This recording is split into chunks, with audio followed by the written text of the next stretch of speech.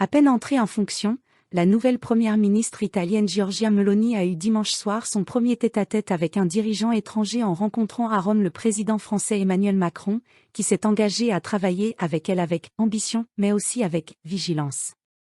Jusqu'au bout, l'Élysée a maintenu l'incertitude sur cet entretien, qui s'est tenu à l'abri des caméras dans le centre de la capitale italienne pendant un peu plus d'une heure. En Européens, en pays voisins, en peuple ami, avec l'Italie nous devrons poursuivre tout le travail engagé. Réussir ensemble, avec dialogue et ambition, nous le devons à notre jeunesse et à nos peuples, a déclaré le chef de l'État français dans un tweet illustré d'une photo où on le voit en discussion avec la dirigeante post-fasciste. Il a toutefois pris soin de Twitter juste avant, Grazie Mario, un remerciement à Mario Draghi, le Premier ministre sortant avec lequel il entretenait une relation étroite.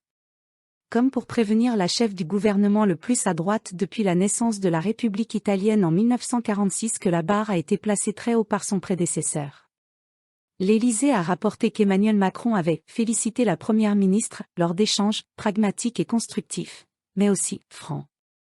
On va juger un peu sur les actes, il y a une vigilance, il y a une exigence de la part du président de la République, a souligné son entourage, alors que Paris avait déjà mis en garde la gagnante des élections italiennes sur le respect de l'état de droit. Des avertissements qui présagent de relations tendues avec l'eurosceptique et souverainiste Meloni.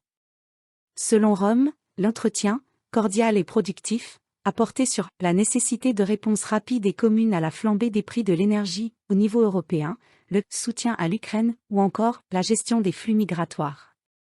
Les deux dirigeants ont fait part de leur volonté de poursuivre une coopération sur les grands défis communs au niveau européen dans le respect des intérêts nationaux respectifs, a conclu la présidence du Conseil italien dans un communiqué. La visite d'Emmanuel Macron est consacrée à un discours sur la paix prononcé dimanche et à une audience avec le pape François prévue lundi matin. Mais il n'a pu contourner le contexte politique italien, avec l'arrivée au pouvoir de la première femme à diriger la troisième économie de la zone euro. Dimanche matin, Mario Draghi avait passé le flambeau à Giorgia Meloni sous les ors du Palais Chigi, siège du gouvernement à Rome.